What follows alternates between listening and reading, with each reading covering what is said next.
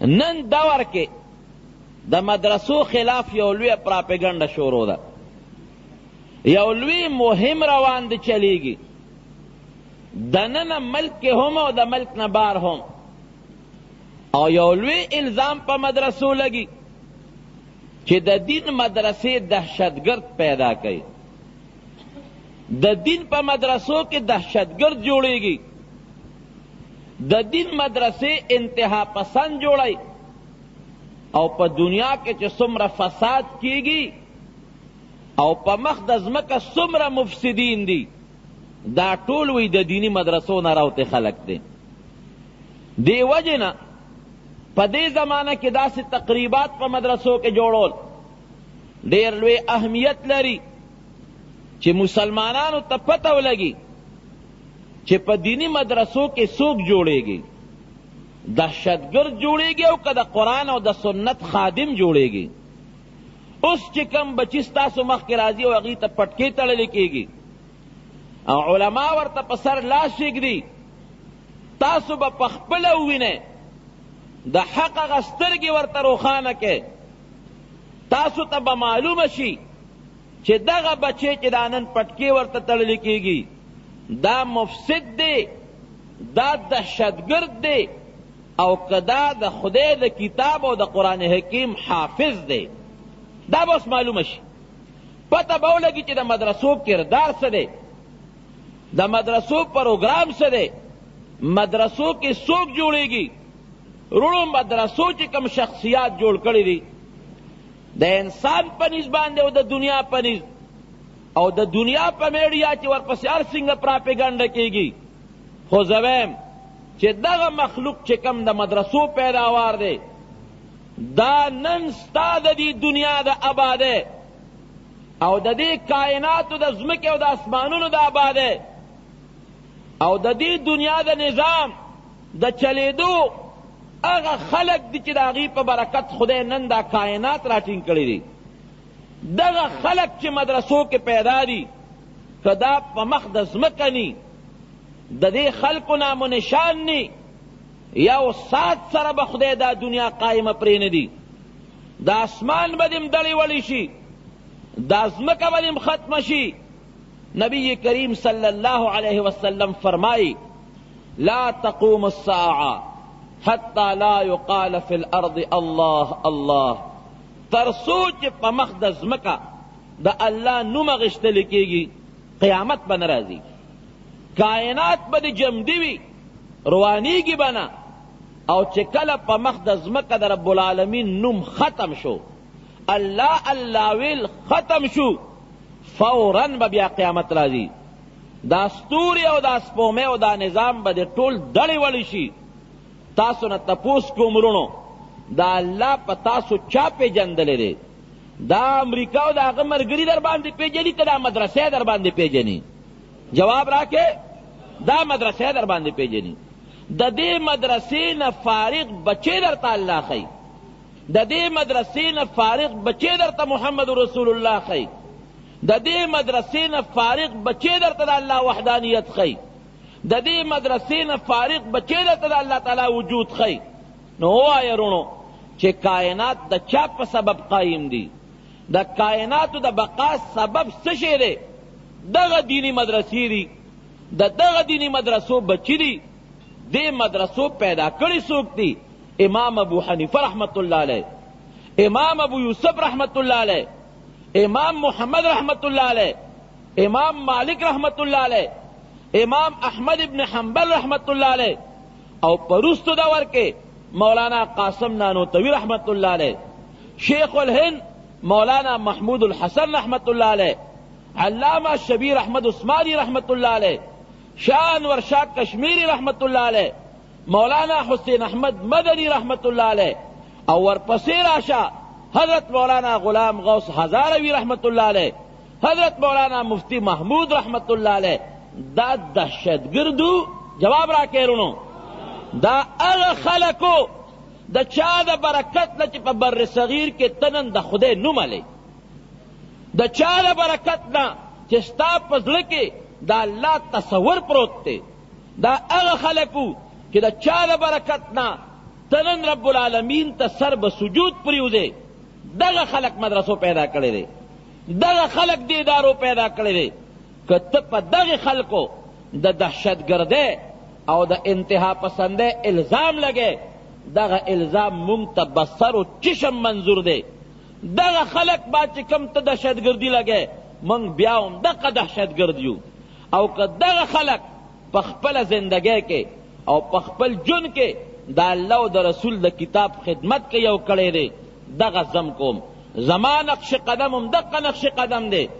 زما لار هم دغه دارالعلوم دیوبند اکابرو لار ده.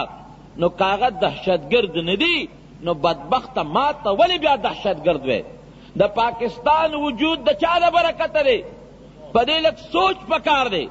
دا ملک جوړ کړی چا دی؟ دې ملک له قربانۍ چا ورکړی دي؟ دې ملک دپاره د وینو سیلابونه چا ویوړي دي؟ ورشه افغانستان کې وګوره، مثال درته جمدې پروت دی. په افغانستان کې چې د وینو لختي وبهېدل د اسلامي نظام دپاره چا وبهیول؟ رونو جواب راکړئ. مولا او طالب وبهیول که نه؟ دغه رنګې دا ملک کې جوړ شوی دی د لا اله الا الله د کلمې په خاطر. د اسلامي نظام دپاره علماو د وینې سیلابونه دلته بهیولي دي. اسانه خبره نه ده. انګریز مفتو کې نوړی تاله په خوله کې نه ده درکړی. نو زه افسوس کوم او ډېر لوی افسوس کوم چې چا ملک جوړ کړ، چا د ملک دپاره قربانۍ ورکړې، چا ته شهادتونه نصیب شو، څوک د سور او د خنزیر په سرمنو کې بند شو، څوک د بټو په اور اوسېدلی شو، چا جیلونه تیر کړل او پاکستان یې د انګریز د خولې نه راخلاص کړ. هغه دهشتګرد دي. او کم چې د امریکې بوټ پالشان دي، نو هغه د ملک خیرخواهان دي. افسوس دی که نه دی؟ غټ افسوس دی. رونو یاد وساتئ، د علماو د طالبانو د الله په نزد لوی مقام دی، د خدای په نزد لوی مقام دی. وَإِنْ كَرِهَ الْمُشْرِكُونَ وَالْفَاسِقُونَ، هر څوک چې سوی وی با الله عالم لو طالب له لوی مقام ورکوي. امام محمد رحمت الله علیه زمونږ د دین کې کم لوی امام دی، او د امام ابو حنیفه رحمت الله علیه شاگرد دی، او زمونږ د فقه حنفی یو لوی ذخیره جمع کړې ده چې دی وفات کیږي، چا په خوب کې ولید، یو شاگرد په خوب کې ولید، وی اے محمد، محمد ابن حسن شیبانی، الله در سره څه وکړل؟ وی خدای وبخلم. یقیني خبره ده، د قرآن و سنت او د مسائل اجتهادیه او لوی خدمت یې کړی دی. الله وبخلم. وی داسې څه سبب و چې ته پې خدای وبخلی؟ الله خو هم د انسان دپاره څه اسباب د بخنې پیدا کړي دي. څه سبب و چې ته خدای وبخلی؟ وی کله چې زه رب العالمین ته ور مخامخ شم. دا نکته یاد وساتئ رونو، کله چې الله ته ور مخامخ شم، رب العالمین او فرمایل چې اے محمد، اے محمد ابن حسنه، په دنیا کې ما ستا سینه د خپل کتاب نه او د خپل پیغمبر د کتاب د علم نه ډکه کړې وه. د عالم سینه د څه نه ډکوي؟ جواب راکې، د ګند نه نی ډکه، د قرآن او د سنت د علم نه ډکوي. د علماو په سینه کې څه شی پروتي؟ قرآن و سنت پروتی. وی الله فرمایل چې دنیا کې ستا سینه ما د قرآن و سنت د علم نه ډکه کړې وه، او کومه سینه چې د قرآن او د سنت د علم نه ډکه کم، د خپل کتاب او د خپل پیغمبر د کتاب د علم نه ډکه کم، هغه سینه د جهنم د اور نه نه ډکوم، زما بخلی. ښکاره خبرې دي. بیا دې تپوس کوم چې امام ابو یوسف رحمت الله علیه وی بره مرتبه کې ناست دی. بیا دې تپوس کوم امام ابو حنیفه رحمت الله علیه کم ځای کې دی. امام ابو یوسف خو ستا نه پورته دی، استاذ دی. امام ابو حنیفه رحمت الله علیه کم ځای دی؟ وی د هغه خو تپوس مه کوه،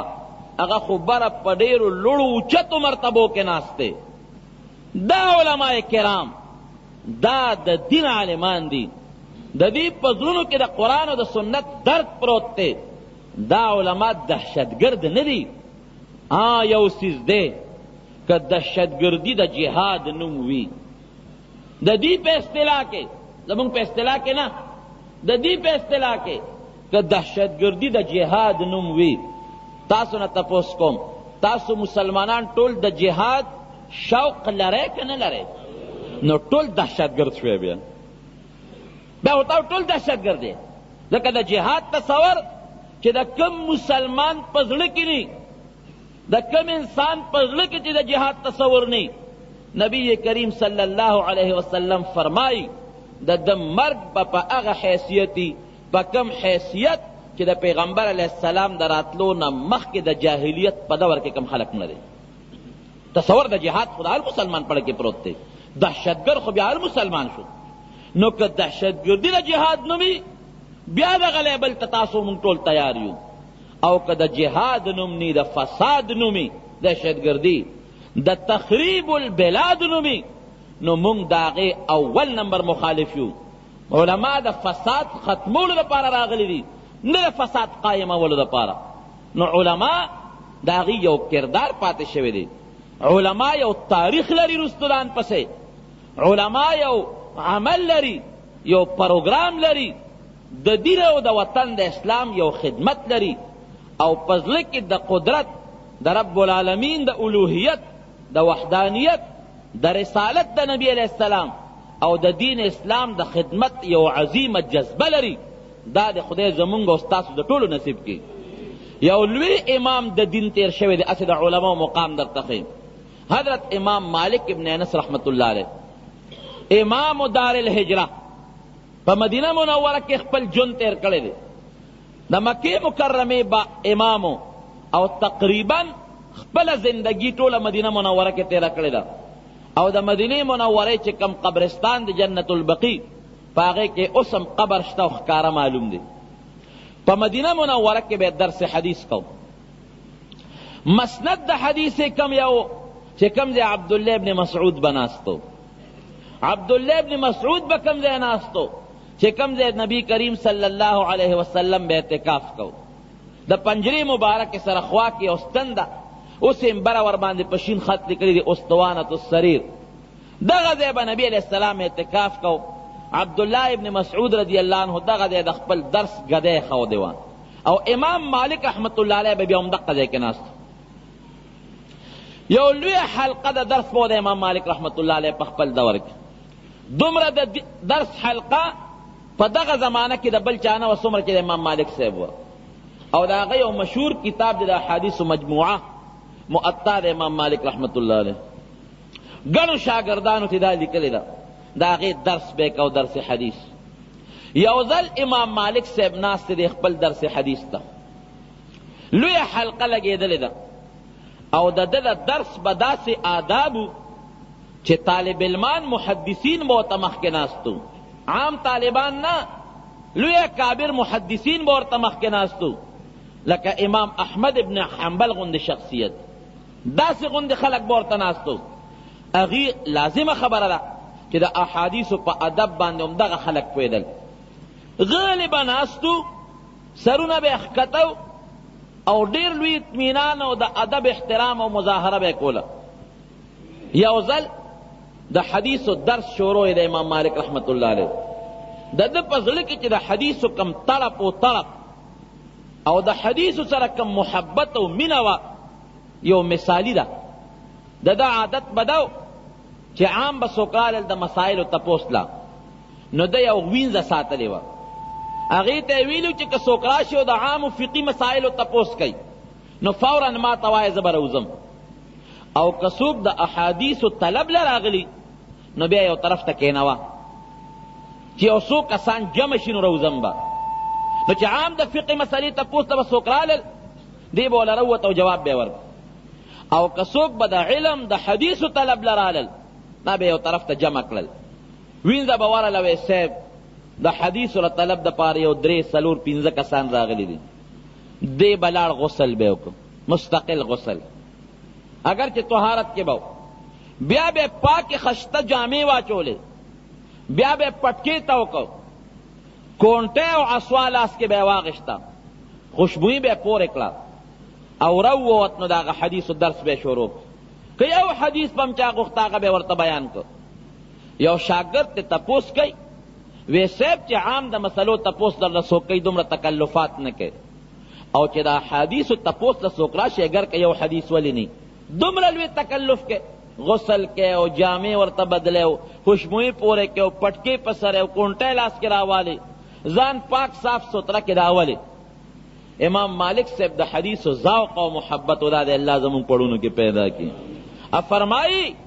وی یاره چې د نبی علیہ السلام حدیث تپوس رانه څوک وکړي او زه ورته راځم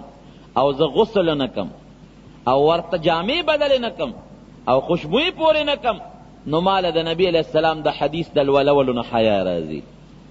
دا ادب او احترام په دې خلقو کې، دغه د دې په زړونو کې محبت دی، حیا راځي چې په دغه کیفیت او په دغه حالت ورته بار ته راونځم. کم از کم زه څه بیانوم؟ د نبی علیہ السلام احادیث بیانوم. محدث د نبی علیہ السلام د احادیثو، خلیفہ د نبی کریم صلی اللہ علیہ وسلم دے. فرمائی د دوالو جہانو سردار اللہم ارحم خلفائی، خدای زما پا خلیفاگانو باندے رحمو کے دعا ورطا کئی. اللہم ارحم خلفائی، صحابہ ورطا وی ومن خلفاؤ کا یا رسول اللہ، دا خدای رسول استا خلیفگان سوک دی، استا نائبین سوک دی؟ وی الذین یروون حدیثی و سنتی ویعلمونها الناس، زما خلیفگان جانشینان او نائبین اغا خلق دی چې زما احادیث خلق ته بیانوي او داغي روایت او درس او تدریس کوي. نو چې کم سړی د پیغمبر علیہ السلام جانشینی او داغه خلیفی او داغه د حدیث خدمت کوي او بیام د حدیث لحاظ او ادب او احترام او نساتی، مال را داغه درس حدیث نوې حیا راځي. بهر کیف درس حدیث ته ناس دی، د مؤطا درس شروع دی، یو سړی راغی د بهر نه، لویه مجمره د طالبانو چې دا سړی راغی، اوس لار نشته د مخکې د راتلو، نو هغه د خلکو په دې اوږو باندې قدمونه راواغېشتل، ځان له لار کوله او د امام مالک رحمت الله علیه خواله راورسېد. دا اوس غلطي ده، ګناه ده، تخطی علی رقاب الناس. که مخکې د راتلو لار وي خو را بشي، او که لار نی یو معزز ملمی خلقو لپکار دی چې لار ورته جوړه کړي، اکنی نو شاته بکینی. سنتو باندې عمل کوي رونو، سنت باندې عمل بکې، د سنتو خلاف بنکې. ادنا رکوټی سنت، معمولی سنت، پاغه عمل د انسان د لوی درجه جوړېدو، د لوی مرتبه د جوړېدو یو ذریعہ ده، او معمولی سنت باندې عمل دا د انسان د گمراهی او لوی سبب دی. اللہ دی منگ تا پا سنت و عمل توفیق را کی. سڑی راغی جناب د امام مالک رحمت اللہ علیہ خوالا چی رو رسید، خلقم حیران دی چی عجیبہ سڑی دی، دا خلقو پا گویا قدمون واغشتل مخ کی راغی. امام مالک سیب توی را پاسا دی پاسا و درس حدیثی پہ بند. حالانکہ دا منگ دا محدثین دا یو طریقی چی کار سنگا میل مراشی او درس حدیث شروعی نو بندی بنا دی بخپل سبق او درس حدیث پر زیت رسی اگے نپس بمیل مسئلہ خبری کئی، درس حدیثی پہ بند ویرا پاسا پیساو. امام مالک سے دیولک کی ہوئی چی دا سڑی روغ نمالومی گی، روغ سڑی دا کارونا نکی. نو لیوانو سر و جاہلانو سر بسکے عباد الرحمن صفت خدا دی دا خاطبهم الجاہلون قالوا سلاما، ور پاسے دورتا دا سڑی وی امام مالک سے تو سیب لگ رہا ترغاڑا ہوزا، ور ترغاڑا وط وی اجازت را کچی دا تندی دا لخکل کم، وی اخکل کا دا امام مالک صاحب دا تندی اخکل کا. امام مالک صاحب وی چی دا سڑے لیوانے نئی دا روغ دے، اس ما خوی پاگل دے خونا انتہائی عاشق معلومی گی. عشق کے سڑے کلا دا لیوانتو بے انتہا تام رسی گی، عاشق معلومی گی سڑے دا محدث او دا سنتو اغلوی عاشق معلومی گی. چی کلا تندیخ کل کوی رور یو تپوستا نکو تا دا یو سو غلطه ولی اکلی، یو خود پا منگ دا حدیث و درس بند کر، دا دا یو بیادبی اکلا. دویم دا خلقو پا دیوگو دا قدمون را واغشتل، دا دویم غلطی. دریم پا منگ زدی ادرولم او پا دی سولم او بیا را ترغاڑا واتی، نو ما خو سخادی ندا کڑے و ندا حجر آغلیم چی تا ما تا را ترغاڑا دی، او زری پتی تندی باندې خپل کلم دا ولی اصلی و توی وی واقعی دا یو سو غلطه خو موکلی، خدا یو ډیر لوی حرس را مجبور کړم را په مخه کړی، یو لوی حرس. وی هغه څنګه؟ وی بیگا میں خوب لیدی دی، په خوب کې مې نبی کریم صلی الله علیه وسلم ولید. تناس دی درس حدیث کې او د دواړو جهانو سردار مبارک راغی. چې نبی علیہ السلام څنګه راغی، د صحابه یو لوی ډله ورسره ده، یو فوج او یو جماعت د صحابه کرام ورسره دي. فوراً نبی علیہ السلام فرمائی این مالکن، امام مالک کم ځای دی؟ یو سړی ورته وی صاحب هغه د ستا په هغه مسند ناست دی، استاد حدیثو درس کوي. وی راویې غواړئ، آواز ورته وکړي. امام مالک صاحب ته وی تا ته چا ووی چې نبی علیہ السلام دی غواړي؟ وی را پاسې دی ورته، او در باندې هیبت و، داسې هیبت و چې دا اولی دی رپېدل د هیبت نه یریدلی. وی نبی علیہ السلام درته وفرمایل چې مه یریږه، را دې خوا شه، او ځان ته یې را تر غاړه باسلې او په تندي باندې ښکل کړی. قدر زر زرگر شناسد قدر جوهر جوهری، د زرو په قدر څوک پوهېږي رونو زرگر، د لال او جواهراتو په قدر څوک پوهېږي جوهري پوهېږي. د امام مالک په قدر رسول الله مبارک پوهېده. اوس خلق علماو ته څه وایي؟ رونو یاد وساتئ، یو نکته درته ویم، نور درته نه ویم، څه یو ټکي درته ویم. بیا تاسو باندې یو ابتلا راغلی ده دې وخت کې د الیکشن، لویه ابتلا راغلی ده. اوس به الله ګوري ستاسو چې تاسو په دغه ابتلا کې کامیابۍ ته رسئ که ناکامۍ ته به رسئ. یو خوا اهل علم دی، اهل علم علماء کرام دی، هغوی درته درخواست کوي چې زه اسمبلی ته ځم چې د قرآن و سنت خدمت وکم، د اسلامي نظام خدمت وکم. او بل خوا نور اغیار درته ولاړ دي، پته به لګېږي استاد ابتلا چې ته په کوم ځای کې امتحان کې کامیابۍ ته رسې او که نقصان ته رسې. زه خو یو ټکی ویم عام رونو ته، هغه دا خلک وی پلان کې عالم کامیاب شو ناکام شو، دا مشهور اصطلاح ده که نه ده؟ الیکشن فلان کې عالم کامیاب شو وی ګټله، او فلان کې عالم ناکام شو. زم نه، که عالم اٹھونه زیات والی که کم والی ده کامیابی ده. ده که نه ده؟ د جهاد میدان کې ودرېد، د باطل مقابلې ته میدان ته ووت، د خلکو کنځلې برداشت کړل، د خلکو تهمتونه برداشت کړل، د قرآن و سنت خدمت یې په زړه کې نیولې دی، دا خو د کامیابي ده. او چې کوم ځای عالم ناکام شي، دا د هغې اوټرانو د خلکو ناکامي ده، دا د هغه خلکو خپله ناکامي ده چې موږ نه د قرآن او د سنت د خدمت والا د خدمت موقع ولې فوت شوه. موجوده الیکشن کې یو ټکي درته ویم، دا نکته یاد وساتئ رونو. حکمرانان طبقه څه وایي چې دینی او اسلامی طبقه 100% دي؟ وایه اوس 2 او 3% وایي که نه وایي؟ دا خلق متحده مجلس عمل والا، دا خو په ملک کې 2 او 3% دي، یو 4% دي، اسم نشته. دا لګیا د پراپیګنډا ده. اوس تاسو باندې ابتلا راغلی ده، مسلمان لوس غیرت پکار دی. دغه موږ مسلمانان 2% ته واچولو چې مسلمان 2% دی، 2% او 3% دی. زه ګورم اوس مسلمان کې غیرت پکار دی چې ځان وښیي چې پاکستان ما جوړ کړی، زه 2% نیم، زه 99% مسلمان یم. دا یو لویه نکته ده. هغه درنه اوس غواړي به وایي چې مسلمان 2% دی، دا به ثابتوي، او 3% دی مسلمان. نو که تا دا علماء کرام چې دا شاته درته ناست دي، مولانا امان الله صاحب، مولانا رحمت الله صاحب، او دا نور علماء قاری فیاض الرحمن صاحب، او دا کابر علماء د متحده مجلس عمل، که دا تا ناکام کړل،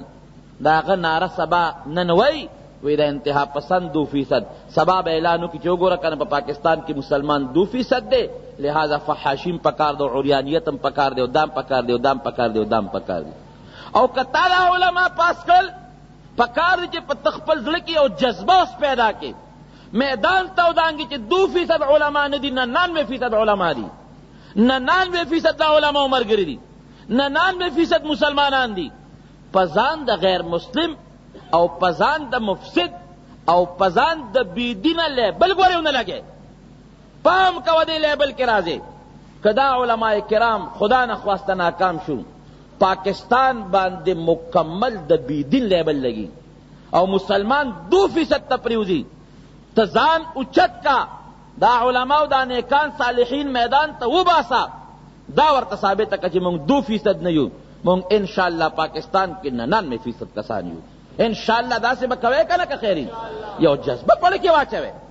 یو پروګرام پړ کې واچوي دا علماء کرام په خپل نه دی ولاړ دا یو بل حیثیت دی د نورو پاټو ممبران تاسو په الیکشنونو کې ودل درخواستونه ورکوي مینتونه ورکوي ورسره پیسې م ورکوي مال ټیکټ راکا او دا علماء کرام په دوی جرګې شوي دي دی له کور ته تلل شوي دي د علماو جرګې پې شوي دي دا تښتېدلي دي چې نه موږ دا کار نشو کولی او کم انسان چې ته تختی او چا ورته په غاړه کې دا شی ور واچو دا علماء کرام ناست دي اهلیت هم د هغه خلکو وي د حق نصرت او تایید هم د دغه خلکو وي دویم واره وټ یو شهادت دی شهادت یو شهادت دی یو گوی دستا چې دا سړی د خدمت اهلیت لري او دا نه لري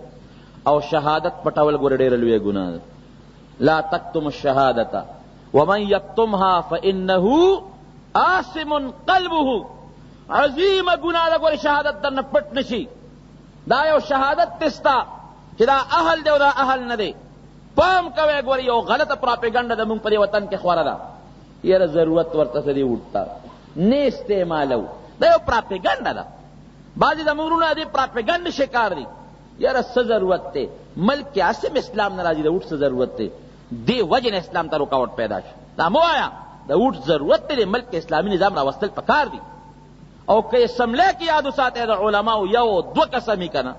یو دوه کسان ما لیدلي په خپله اسمبلی په ګرلی کې زه ناست پاتې شوی یم یو دوه کسه علما په اسمبلی کې ناست دي قسم دې په دې بیدونو باندې سرونه ګرځولي دي دی غټ دې نشي کولی ستا په ملک کې چې نن قادیانې غیر مسلم اقلیت دی او قادیانې ځان ته مسلمان لفظ نشي لیکلی دا هغه یو دو مولیانو برکت دی چې اسمبلی کې چار پیچلې کړي دي دا د هزاروي صاحب رحمه الله برکت دی دا د مفتی محمود صاحب رحمه الله برکت دی دا د مولانا یوسف بنوری رحمه الله برکت دی دا د هغه دریو څلورو علماو برکت دی چې نن په پاکستان کې په اسمبلی کې او د پاکستان پایین کې قادیانې ځان ته مسلمان نشي لیکلی ځان ته به کافر لیکي یو عالم خبره کوي چې مفتی صاحب رحمت الله علیه چې کله دلته نه د قادیانیت خلاف تحریک وچلېد او خدای پاک دا یو کارنامه په ملک کې راوسته چې قادیانې غیر مسلم اقلیت شو مفتی صاحب لاړ مدینه منورې ته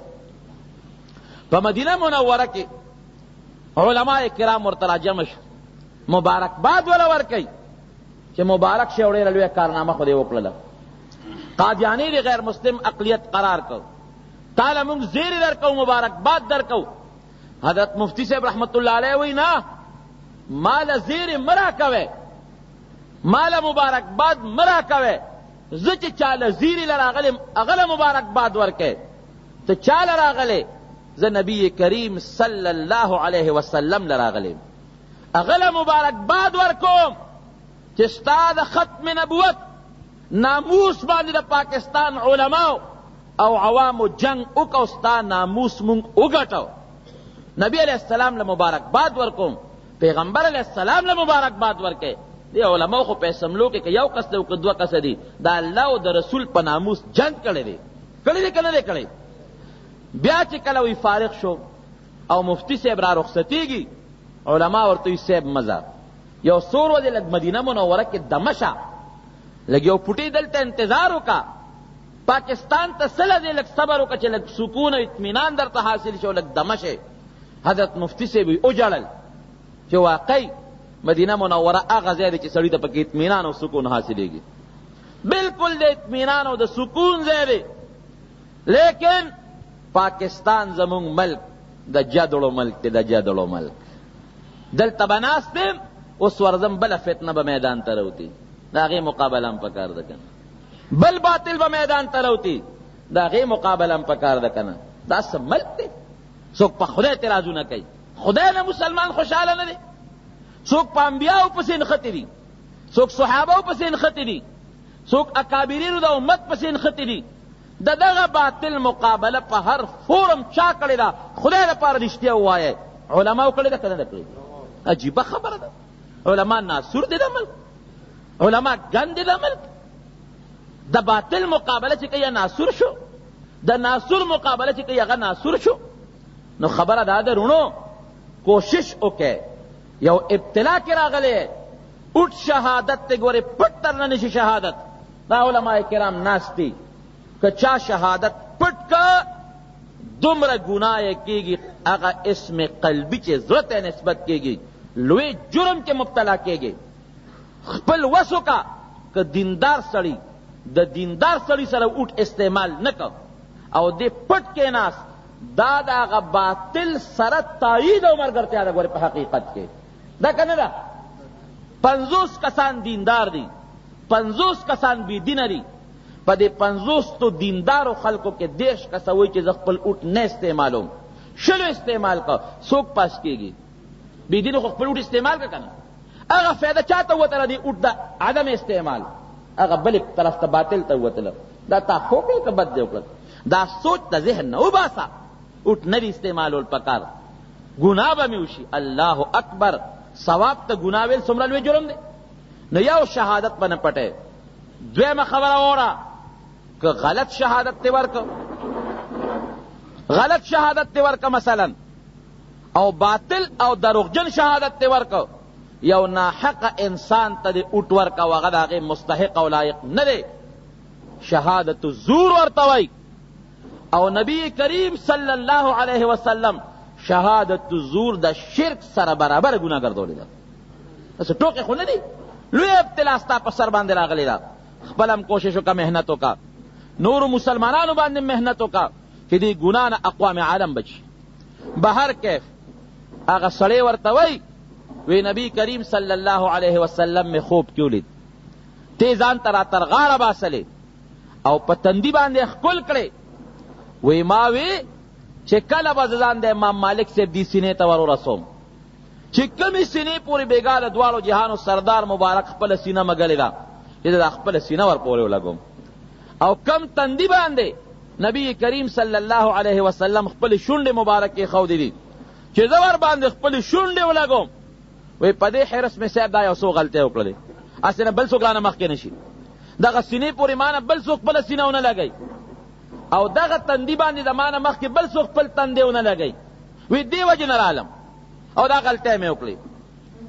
امام مالک صاحب رحمت الله علیه ورته وی وی یاره دا خبره خو ما نه کوله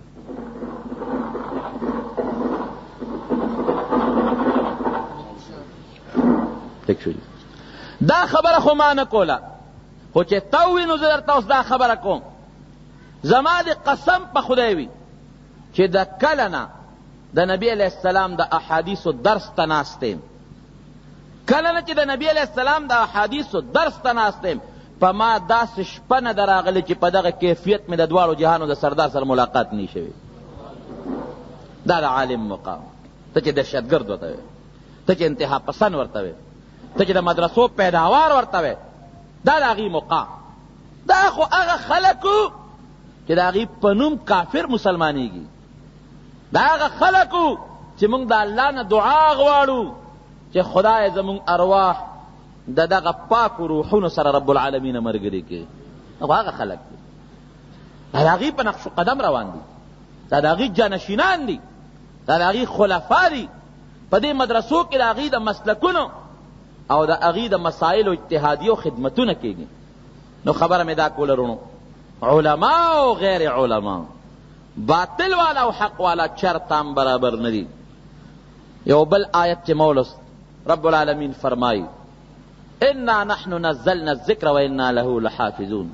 قرآن یو عظیم نصیحت تیرا مونگ نازل کرے حفاظت پہ مونگ کو حفاظت خدای پاک دا چاپوی ساتت کئی امدغ مدرسو باندے امدغ حافظان و طالبانو باندے رب العالمین حفاظت کئی او ستاسو پوی ساتت کئی کتا دا بلڈنگ جوڑ نکو حافظ سے پک درسو نکو تا دا بجلی انتظام مدرسہ کیوں نکو دا اوبو انتظام دیو نکو حفاظت ختم شو نو مدرسو سر او طالبانو سر با استاسم تعاون کوئے انشاءاللہ العزیز دا قرآن دا حفاظت اصل اسباب مختلف اسبابی یو سببی مولا و طالب و محتمم و داغ مرگری دی بل سبب دا عوام دی چی کم خپل بچی راولی و پیسے و مدرسو سر تعاون کئی حافظ ابن کثیر رحمت اللہ علیہ و حدیث نقل کر دی خپل تفسیر کی اگر فرمائی کہ دا قیامت پر از بخدے پاک دا علمی طبقے والا خلق و بخی رب العالمین بے مغفرتو کی جزائے جنت تا واقعی زماړه له همدا راځي ایم چې خدای پاک دا دینی طالبان او عالمان چې دې دور کې علم او د دین خدمت نیول په دې لاس کې سکاره نیول دي دی که نه دي څومره دنیا مخالف او دشمنه ده څوک ویلی شي چې د عالم یم څوک ویلی چې د حافظ یم خو الحمدلله مونږ دا دعوه کوو او برسر عام یې کوو دی که مونږ د چا پروا نه ساتو هر لیبل چې لګي په مونږ نو چې دې زمانه کې خدای پاک طالبانو نه بخي علماو نه بخي بی حسابه بی کتابه نه بخي نو څوک به بخي د خدای د رحم مستحقم دغه خلق دی باطل سره چې هر وخت بر سر پیکار دی نو خدای به وبخي دی جنت ته دی به ولاړی د میدان حشر کې بیا به ورته الله اعلان وکړي دی جنت ته دی به بیا ولاړی نه بځي الله به بیا اعلان وکړي چې دی جنت ته کن دی به اوی چې رب العالمین تا خو مونږ جنت ته ولیږلو پس د علم په برکت د دین په برکت دې کې خو مونږ سره ډېرو خلکو امداد او تعاون کړی دی